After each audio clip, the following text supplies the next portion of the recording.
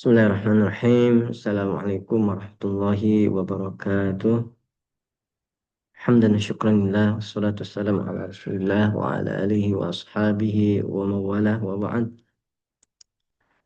Alhamdulillah, pada siang hari ini, pada kesempatan siang hari ini, izinkan saya untuk menyampaikan, melanjutkan kembali tentunya ya, materi kita di mata kuliah I'jaz Al-Quran ya, di mana tidak seperti biasanya nih, saya menyampaikan materi dalam bentuk video pembelajarannya. Karena memang qadarullah, waktu perkuliahan kita di bulan Ramadan ini digunakan untuk tilawah dan fokus beribadah kepada Allah Subhanahu wa taala, sehingga eh, materi ataupun jadwal perkuliahan yang di malam, di waktu malam itu dialihkan dengan penugasan berbentuk video pembelajaran. Mudah-mudahan tidak mengurangi semangat dari kakak ataupun dari bapak ibu semua untuk mengikuti perkuliahan di kampus Tio Darul Quran. Baik, teman-teman mahasiswa yang insya Allah dirahmati Allah Subhanahu wa Ta'ala, pada kesempatan kali ini kita akan membahas tentang materinya tentang i'jaz at-tasyri', ya, i'jaz at-tasyri' yaitu tentang mukjizat dari aspek hukum atau proses pembuatan hukum, legislasinya ya, seperti itu.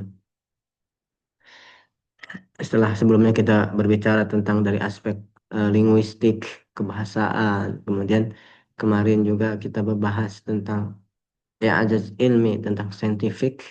Nah, sekarang kita akan bahas tentang ya ajas ke apa mukjizat, kemukjizatan dari aspek legislasi atau dari aspek proses hukumnya.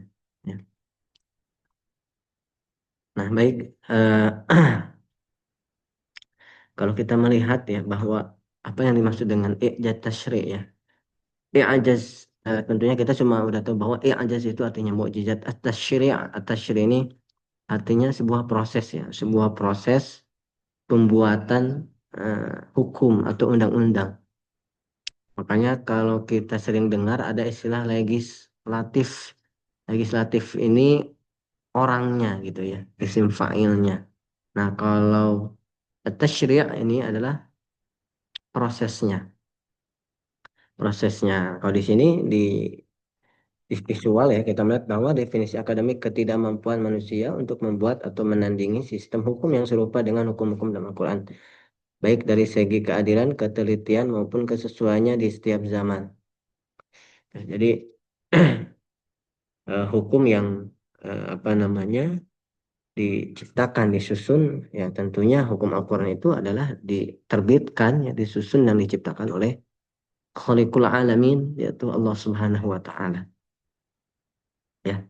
Nah, cakupan cakupan i'jaz tasyri itu apa saja? Nah, di sini kita melihat bahwa meliputi beberapa aspek kehidupan manusia. Ada hubungan vertikal ya, hablum minallah, ibadah hubungan dengan Allah, ada hubungan horizontal ya, hablum minannas, muamalah dengan manusia, ekosistem sosial, ada jinayah pidana dan ada ahwal syakhsiyah. Nah, ini sebuah definisi baik itu dari sisi terminologisnya seperti itu ya, maupun tadi at-tasyri' secara etimologisnya. Nah, kita sering mengenal istilah syariat ya. Nah, sering istilah syariat. Nah, syariat itu apa? Kalau tadi kan at-tasyri' itu prosesnya, proses proses pembuatan sebuah undang-undang, sebuah hukum. Nah, kalau syariat ini adalah bentuk undang-undangnya, bentuk hukumnya. Nah, jadi syariat itu adalah bentuk hukum atau bentuk undang-undangnya. Nah, di dalam undang-undang Al-Quran sendiri, di dalam hukum Al-Quran sendiri, tentunya Allah Subhanahu wa Ta'ala menetapkan standar, ya, standar apa namanya, standar penerapan hukum yang kemudian nantinya akan dijalankan oleh manusia. Nah, menurut saya ini sangat bagus sekali ya, bahwa Allah itu sudah menerapkan standar apa namanya, standar idealnya gitu. Bagaimana penetapan hukum undang-undang itu dibuat atau ditetapkan. Saya rasa ini penting nih, apalagi oleh anggota dewan gitu. Harusnya anggota dewan ini ngaji ijazah Al-Quran gitu. Jadi supaya tahu bagaimana standar pembuatan undang-undang. Ya.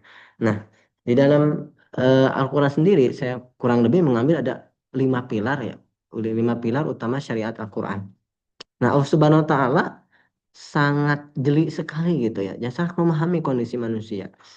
Nah, salah satunya adalah prinsip yang pertama adalah keadilan mutlak atau al-adl ya, al-adl. Keadilan, keadilan mutlak ya.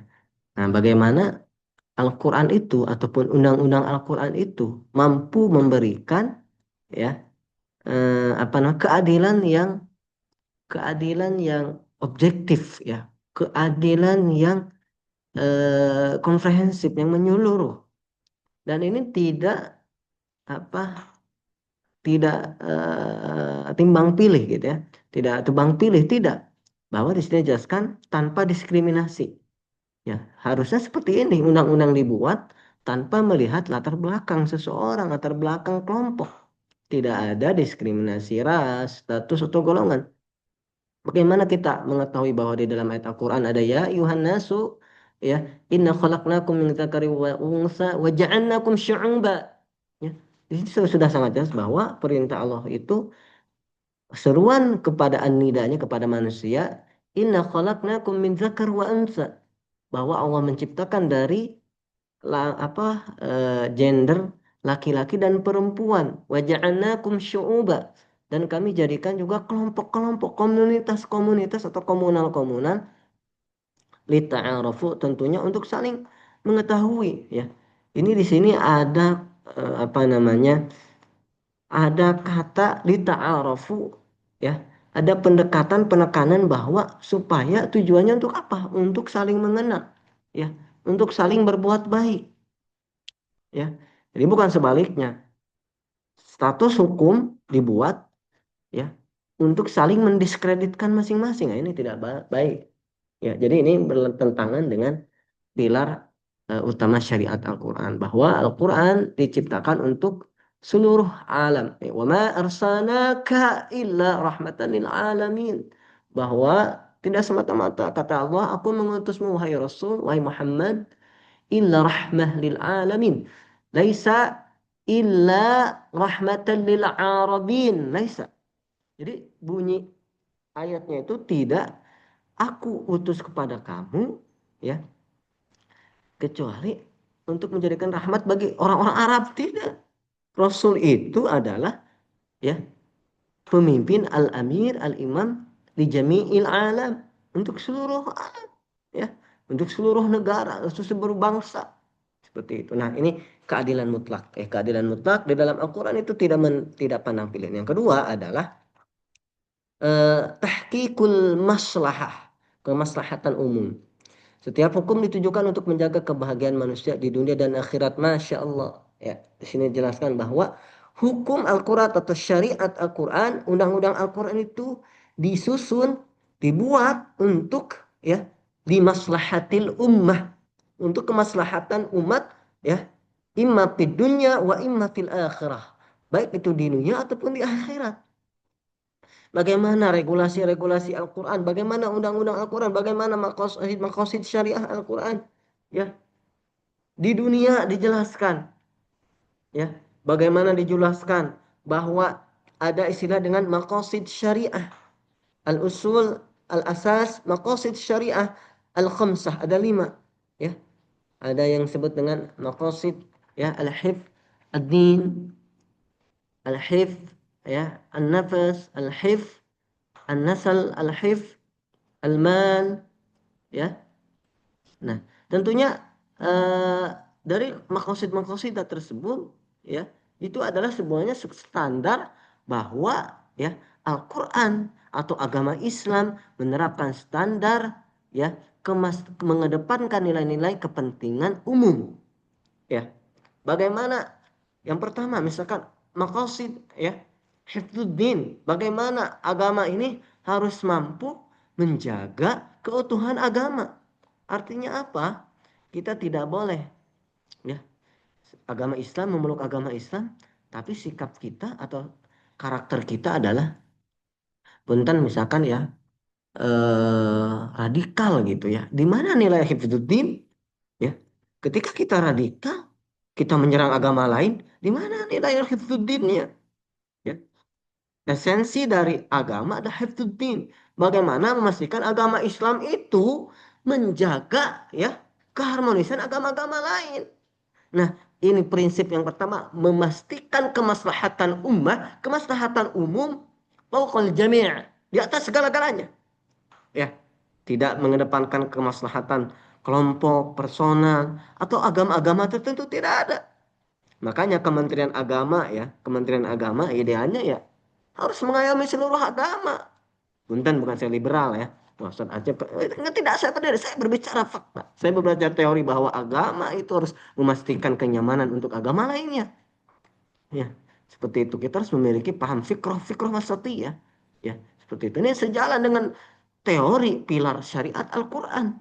Ya, bahwa Al-Quran itu undang-undang pada dasarnya memastikan ya kebahagiaan manusia. Jangan sampai ya tadi hibduddin, selanjutnya ada hibdun nafas.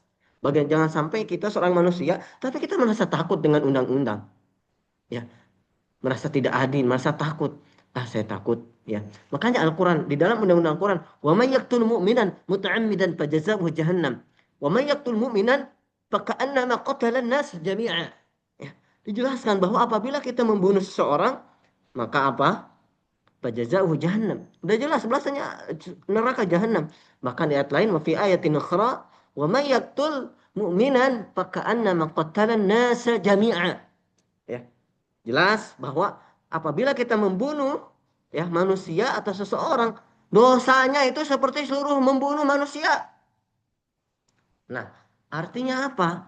Artinya ini Allah ingin memastikan kita jangan sembarangan ya membunuh manusia. Yang mana manusia itu maunya hidup, nyaman hidup di dunia.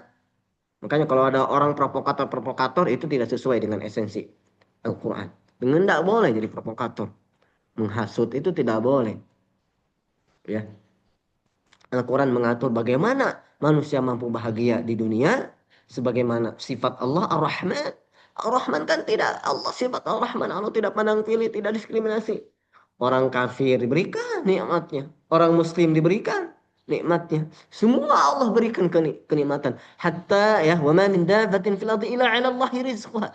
Hatta adabah ya, hatta dabah sampai binatang-binatang melata ya. Allah berikan rezekinya. Baik, selanjutnya prinsip yang ketiga adalah menghindari kesempitan. Prinsip utama syariat atau undang-undang Al-Quran adalah ya menghindari kesempitan atau apa kesusahan. Tidak memberikan dalam pelaksanaan undang-undang ini syariat. Ini enaknya nih di agama Islam. Ya, yassiru wa la tu'assiru. Jadi artinya apa? Kita dalam memeluk agama ini ya tidak kaku juga ya. Ya jangan sampai kita kaku. Waduh ini gimana nih? Saya sholat gitu pusing kepala gitu. Ya sampai dipaksakan gitu ya. Nah tentunya ini agama itu mengatur. Kalau kita tidak kuat ke masjid di rumah ya. Kalau kita tidak ada rumah, tidak kuat di rumah sampai berdiri duduk berbaring itu agama. La dharara wa la dirar. Ya. Jangan sampai ya. Gitu. Tidak ada istilah apa namanya di dalam agama itu harus wah apa perfeksionis gitu ya. Dan saya rasa kita mudah menurut agama Islam itu. Bahkan wa idza darabtum di ayat Al-Qur'an wa idza darabtum fil ardi falaysa 'alaikum junah an taqsuru mis shalah. Apabila kita ya berjalan di muka bumi ini sedang musafir ya, falaysa 'alaikum junahun an taqsuru min shalah. Allah menegaskan diperbolehkan bagi kalian untuk mengqashar salat. Boleh Bapak Ibu. Ini bentuk rahmannya Allah kepada hambanya dalam menegakkan syariat, dalam menegakkan undang-undang. Pada dasarnya, makanya seidealnya itu undang-undang yang diciptakan oleh manusia ya, baik itu undang-undang pasal, aturan-aturan kepegawaian ya, pasal apa itu idealnya itu sebenarnya yasir wala tu'assir atau ya harus idealnya itu bagaimana si konteks undang-undang itu mampu menyesuaikan dengan kondisi. Nah, jangan sampai undang-undang itu misalkan contoh kebijakan undang-undang ekonomi ya wajib bayar pajak sekian puluh juta sedangkan kondisi ekonomi masyarakatnya di bawah itu penghasilannya. Nah, itu tidak sesuai. Itu tidak sesuai dengan prinsip Al-Quran yang menghindari kesempitan. Ya, seperti itu. Pada dasarnya Al-Quran itu memudahkan bagi kita. Yang selanjutnya sifat universal. Hukum yang berlaku lintas budaya. Nah, enaknya ini. Allah itu tidak memilah-milah seperti di atas ya. Hukum hukum Al-Quran itu tidak memilah-milah suku budaya atau ras. Ini sifatnya universal. Mau orang kaya kayak, mau presiden kayak, ya, mau anak presiden kayak, mau orang miskin sama, Al-Quran itu sama, podo, podo baik ya, podo baik. Sama saja. Mau keturunan darah biru kayak darah merah, darah hitam, darah sama aja, nggak ada. Ketika syariat sudah ditetapkan maka wajib diikuti oleh semua. Tidak ada itu istilah ya pengecualian bagi anak-anak presiden, pengecualian bagi presiden nggak ada. Sholat wajib ya wajib, ya itulah Al-Quran.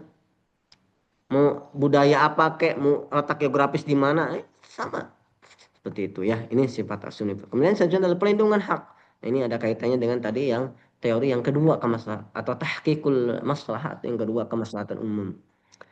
Bagaimana esensi ataupun pilar utama syariat Al-Quran itu adalah menjaga martabat dan eksistensi manusia sebagai hamba Allah. Ya tadi lah hampir sama ini yang kelima ini, bagaimana ayat Al-Quran ini ataupun mohon maaf undang-undang Al-Quran itu mampu menjaga hifdzul hukuk, menjaga hak-hak atau hak asasi manusia. Jadi nggak boleh Bapak Ibu ya, Bapak Ibu nggak boleh ya sembarangan membunuh orang, sembarangan mencuri harta orang, karena ada kaitannya dengan maqasid syariah tadi.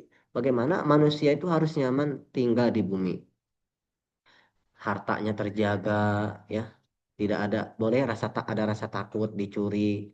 Nah, ketika ada di negara kita ada perasaan rasa takut dicuri, berarti undang-undang aturannya belum mampu ya apa namanya mengikuti standar yang ditetapkan oleh syariat Al-Quran ini. Pada dasarnya hidup di dunia beragama harus nyaman beragama, ya. Terus punya harta harus aman, hartanya tidak takut dicuri, begitu ya. Punya jiwa hidup tidak takut kita dibunuh orang, gitu. Itu nah aturannya sih sebenarnya para anggota-anggota legislatif nih yang nyusun-nyusun ini ya harusnya berarti harus, makanya ini harus belajar dulu ya tasyri' dulu ini biar dalam menyusun apa namanya undang-undang itu berdasarkan teori seperti itu. Nah, di sini saya ada salah satu contoh ya, mukjizat ya, mukjizat hukum keluarga. Bagaimana Allah Subhanahu wa taala menerapkan sebuah aturan undang-undang ataupun hukum ya dari sisi ataupun dari aspek hukum keluarga. Ini luar biasa. Al-Quran itu menandakan syumul ya, komprehensif. Bahwa ya sampai ke aturan keluarga pun ada aturannya. Ya, mulai dari konsep mawadah warohmah, hak asasi anak, hingga aturan perceraian, itu kan sudah ada semuanya di dalam Al-Quran. Di Al-Baqarah banyak itu. Bagaimana kalaupun tahap bercerai, setelah cerai bagaimana at-thalaqu marratan fa imsakum bima'ruf, ya, gitu. Kemudian ada itu yang istilah-istilah tentang talak-talak ya. Apabila wal walidatu yurdi'na auladahunna haulaini kamilain ya. Itu ada kalau itu sampai ke aturan perceraian, aturan nikah itu ada teori hukumnya gitu. Dari mulai sebelum nikah juga ada aturan untuk mencari jodoh, al muslimat al muslimun lil muslimin al muslimat al muslimin al mu'minuna lil mu'minin al muslimuna lil muslimat al qanituna lil qanitin. Itu panduan untuk mencari jodoh ketika sudah menikahnya. Waladzi ja'alakum ya ja'alakumul arda ya litaskunu ilaiha wa ja'ala bainakum. Nggak ada yang lewat dari aturan Al-Quran. Semuanya sudah dijelaskan. Dari pranikah sampai kalau ada masalah dalam rumah tangga diatur. Ketika kita bermasalah maka mengirimkan wa ini mar'atun khafat min ba'liha nusyuzan aw i'radan fala junaha 'alaihima. Itu ada tuh ayat yang tentang kalau kita bertikai dengan pasangan itu harus mengirimkan perwakilan dari laki-laki, perempuan dari perempuannya. Itu diatur sangat jelas. Sampai tadi kata saya juga ya, sampai ketika sudah bercerai pun, kapan kita sudah boleh dinikahi oleh, misalkan kalau perempuan dinikahi oleh laki-laki lain itu kan ada. Misalkan setelah arba'ata asyuri wa 40 hari gitu. Luar biasa. Ya, luar biasa aturan-aturan dari Al-Quran ini. Sangat lengkap. Makanya saya juga iri ya dengan aturan Al-Quran ini. Bisa nggak ya di negara kita ini aturannya berbasis 5 prinsip gitu yang seperti Allah buat dalam Al-Quran ya. Luar biasa. Nah, di sini ada tabel ya, ada tabel komparasi bagaimana hukum buatan produk manusia dengan hukum produk Allah. Tentunya sangat jelas perbedaannya ya. Kalau Al-Quran kan eh, yang membuatnya Allah Subhanahu wa taala gitu ya. Nah, kalau manusia kan ada konsensus gitu ya. Nah, kalau Al-Quran itu sifatnya sabat ya ataupun tetap. Jadi nggak ada. Kadang berubah-ubah nggak ada. Kalau manusia itu kan berubah-ubah atau labil. Ini kadang sekarang contoh aja kemarin aja dalam yang lagi rame-rame kasus pemilu gitu ya. Punten punten ini ya. Kasus pemilu. Itu tiba-tiba ujuk-ujuk diganti gitu. Ya presidensial thresholdnya itu. Itu kan begitu aturan manusia mah. Jadi dibuat untuk kepentingan kelompok atau kepentingan personal. Ah, siapa nggak benar?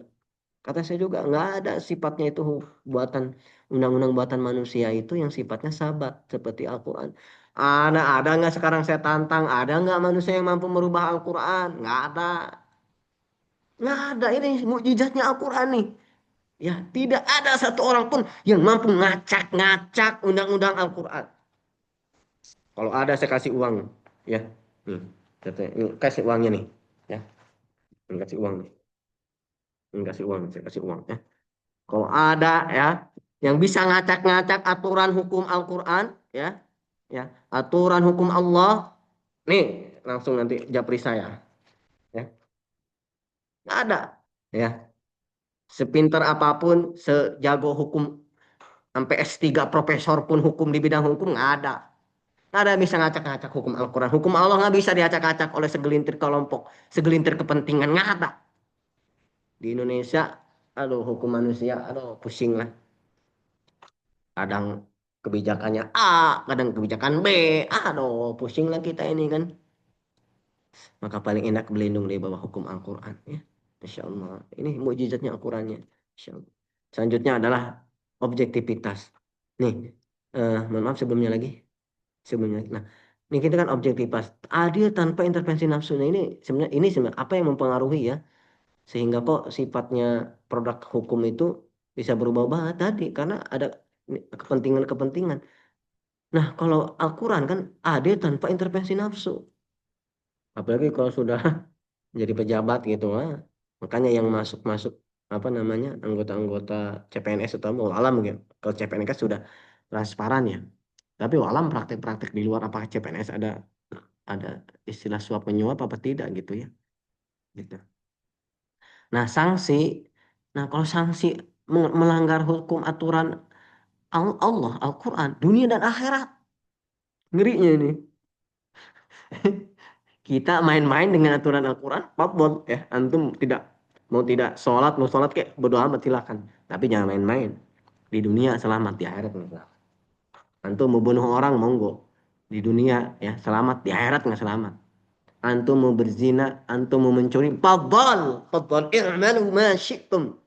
Ya, tapi hukum Al-Quran, produk undang-undang yang Allah buat dalam Al-Quran, Anda selamat di dunia, tapi Anda tidak selamat di akhirat.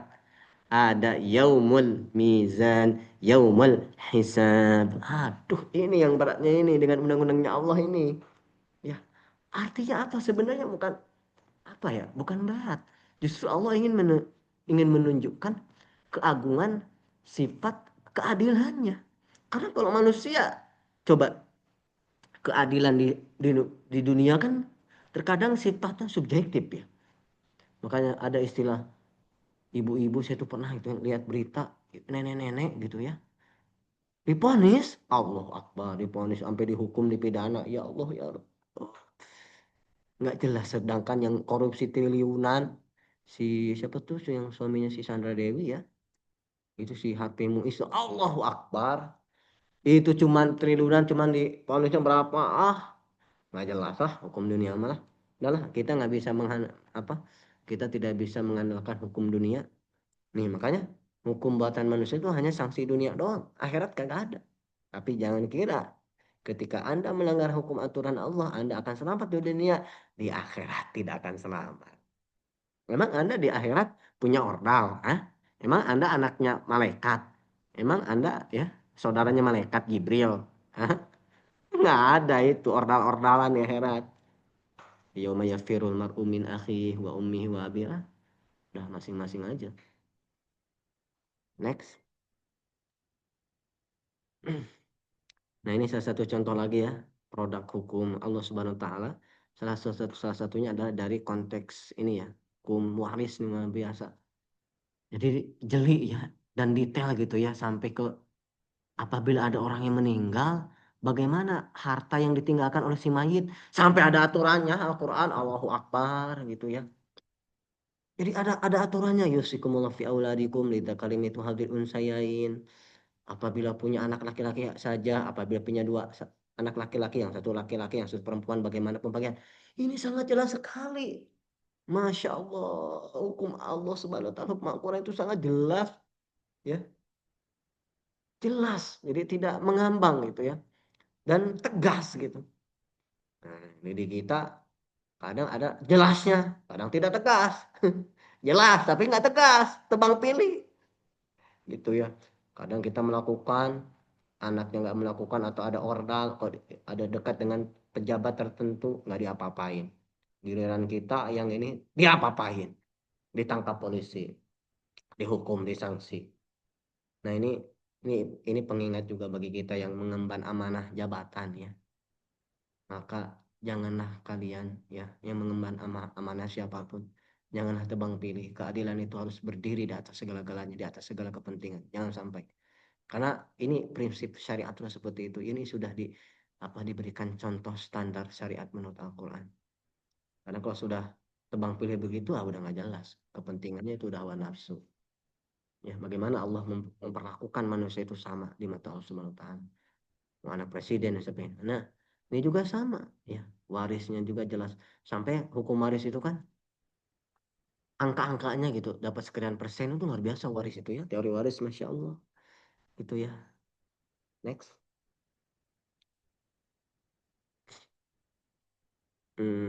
Ini juga ya karakteristik legislasi Qurani ya. Ada sifatnya itu dia ditujukan untuk seluruh umat manusia, bukan hanya untuk bangsa Arab. Nah, ini tadi udah saya sampaikan ya. Sumul integral mengatur seluruh sendi kehidupan dari urusan pribadi hingga ke negara dan masing Jadi sifatnya integral, tidak parsial ya. Oh ini ya.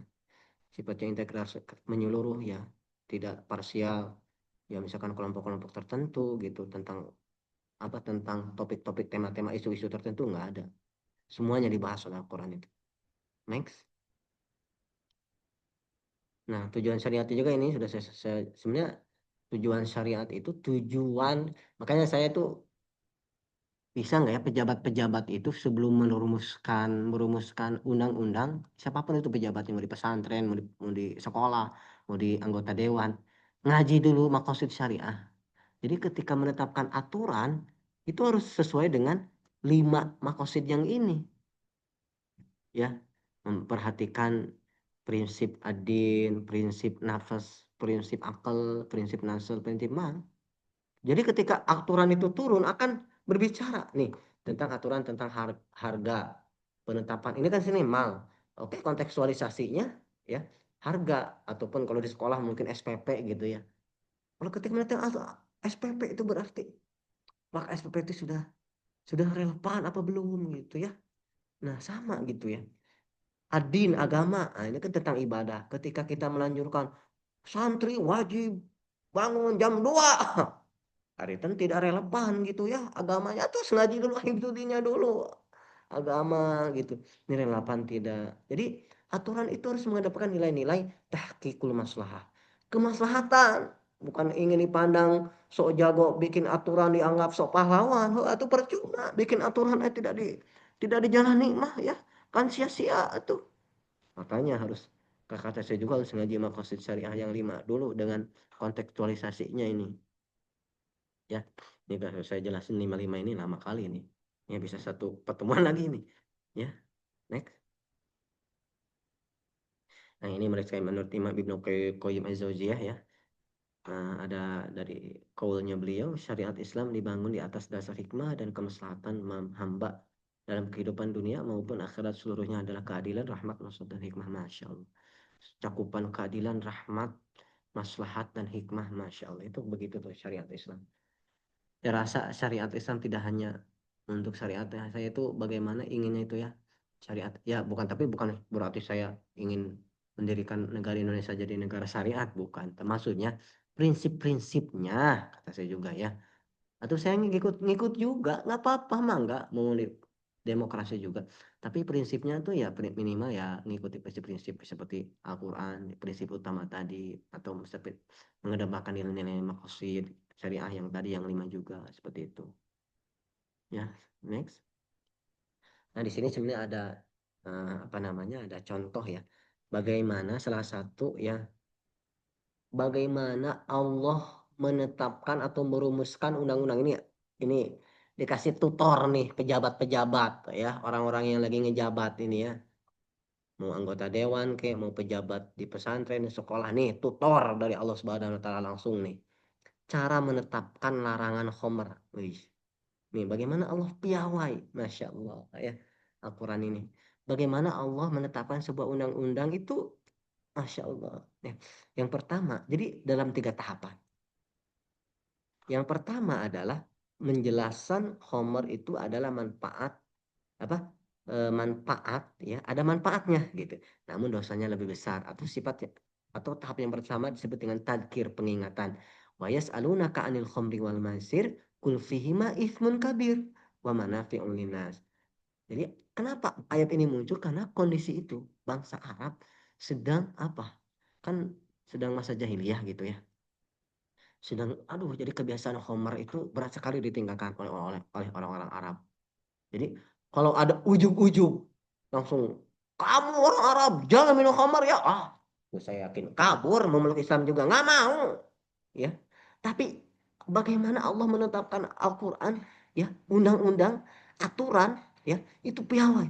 Dikasih tahu pengingat, hei orang Arab gitu ya. Silakan kalau kalian mau minum khamar. Tapi saya ngingetin ya, saya ngasih tahu nih, Homer itu ada manfaatnya. Tapi ya mafsadatnya, ya mafsadatnya atau dampak buruknya juga lebih besar. Mau enggak, mau pilih yang mana?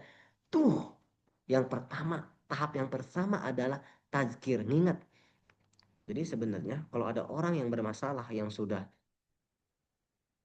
apa gitu, yang sudah kadung gitu ya si pelanggarannya teh ya, yang sudah melakukan misalkan zina, zinahnya itu kebiasaan, mencurinya itu sudah menjadi kebiasaan, itu harus apa, pakai proses ini, jadi jangan langsung dibeledak gitu, kamu nggak boleh ya haram, begitu mah yang ada kabur takut ya. Jadi harus pakai tahapan ini sebagaimana Allah melarang orang bangsa Arab, melarang khamar. Nah setelah yang kedua, yang pertama, tahap yang kedua, Allah SWT berfirman lagi, ya ayyuhalladzina amanu la taqrabus sholata wa antum sukaro. Nah, tadi kan yang pertama tazkir tuh. Jangan, kamu jangan minum khamar ya. Kalau minum khamar silakan minum khamar. Tapi khamar itu jelek, mafsadat gitu. Lebih banyak mafsadatnya bahkan daripada maslahatnya gitu. Nah, yang kedua, kalau kamu masih minum khamar, kamu tidak boleh sholat dulu ya. Jadi ada syarat gitu. Hingga belum belum dilarang sepenuhnya ya. Dilarang mendekati sholat dalam kondisi mabuk ya, gitu, atau hilang akal, atau ketika minum khamar. Jadi nggak boleh ya, seperti itu.